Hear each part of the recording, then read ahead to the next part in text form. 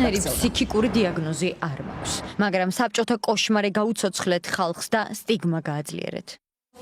ნინო დათაშვილმა სასამართლოს ხდომაზე დღეს დეტალურად ისაუბრა მისთვის ჩატარებული ფსიქიატრიული ექსპერტიზის შესახებ. როგორც აღმოჩნდა, დაკავებულ პედაგოგთან თავად ექსპერტიზის ბიუროს ფსიქიატრიული დეპარტამენტის უფროსი დავით მაღრაძე შეიყვანეს. თანაც ისე, რომ ამის შესახებ არავინ იცოდა. ის, რომ დაკავებულს ამბულატორიული ექსპერტიზა უკვე ჩატარებული ჰქონდა, თავად პატიმრისგან გახდა ცნობილი.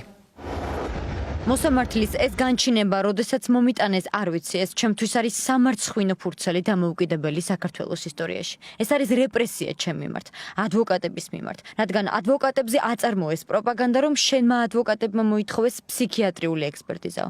დღეს ასე მითხრეს პენიტენციურ დაწესებულებაში. პროკურატურას ეკითხა ჩემთვის, იქნებ მინდოდა ექსპერტიზა. ციხეში კვირაში ორჯერ ვბანაობდა, იქ ყოველდღია ბანაობაო და იქნებ მინდოდა ბანაობა. მინიმუმ არაკომპეტენტურობა და გუგლა შეიძლება რა არის ემოციური ლაბილობა. მკურნალი ექიმები და ნეიროქირურგები ფსიქიატრიულ დიაგნოზს არ სვამენ. ხერხემლის გაუსაძლისი ტკივილის პარალელურად ემოციური ლაბილობა ბუნებრივი მდგომარეობა. ამის შესახებ საუბრობენ როგორც უფლებადამცველები, ისე ფსიქიატრები. დღეს დათაშვილმა მის დიაგნოზსა და ფსიქიატრიული ექსპერტიზის სპეკულაციურ მიზნებზე მოსამართლის წინაშე ისაუბრა. განცხადებით მივმართე გენერალურ პროკურატურას. თუ ფსიქიკური ლაბილობა დაინახეს, ოპერაცია რომ ესაჭიროება, ეს რატომ ვერ დაინახეს? MRI-ის კვლევას ვითხოვ ციხეში შესვლის დღიდან, რადგან გაუსაძლისი ტკივილები მაქვს. უამრავი წერილი მაქვს გენერალურ ინსპექციაში, გენერალურ პროკურატურაში გაგზავნილი. ვითხოვ გამომკითხონ. სხდომაზე ადვოკატმა სასამართლოს შემადგენლობის აცილების შუამდგომლობა დააყენა. ამის მიზეზად კი ინტერესთა კონფლიქტი დაასახელა. კერძოდ საქმეში დაზარალებულად ცნობილი პირი ამავე სასამართლოს თანამშრომელია და ეჭქვეს დგებოდა სასამართლოს ობიექტური გადაწყვეტილება. დაცვის მხარემ საქმის პროკურორის აცილების შუამდგომლობაც დააყენა. როგორც ადვოკატი განმარტავდა, ცირამოამ ყალბი ინფორმაციის საფუძველზე ნინო დათაშვილის ფსიქიატრიულ დაწესებულებაში მოთავსება განიზრახა, რაც მისი აცილების საფუძველია.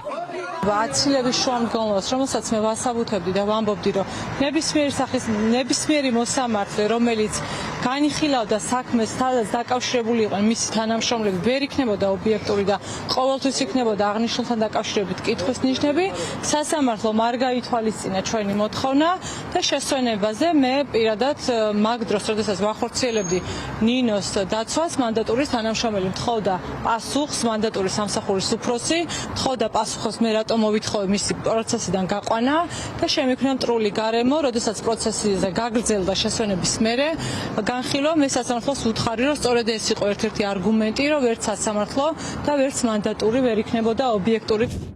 უფლებადამცველების განმარტებით პროკურორმა ოფიციალურ დოკუმენტებში არასწორი ინფორმაცია შეიტანა და მან გამოძიების ბოლოს გადაწყვიტა ნინო დათაშვილის დისკრედიტაცია. ამ ფაქტზე მათ გენერალურ ინსპექციას უკვე მიმართეს. ჩვენთვის ჯერ კიდევ გაურკვეველია რა მიზნით იყო დავით მაღრაძე შესული ნინო დათაშვილთან.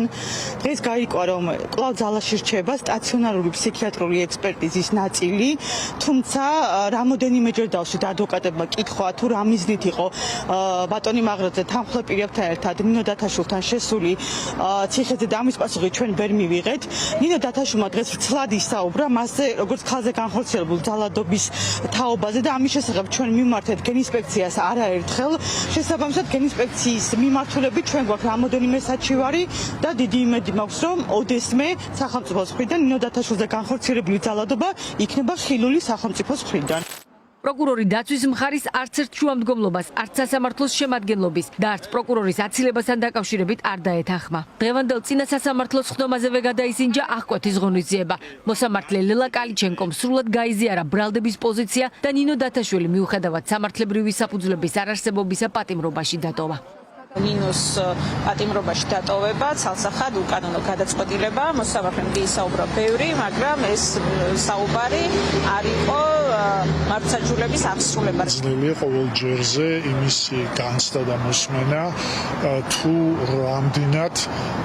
რამდენად ნიველირება ხდება ყოველგვარი სამართლის, ყოველგვარი წესიერების და როგორ არის ცხადი ერთი მხრივ ადვოკატების უპირატესობა და მეორე მხრივ თავხედობა, როგორც იქცევიან პროკურორები. ნინო დათაშვილი თბილისის საქალაქო სასამართლოში მანდატურთან მომხდარი ინციდენტის გამო დააკავეს. მას საჯარო მოსამსახურეზე თავდასხმას ედავებიან.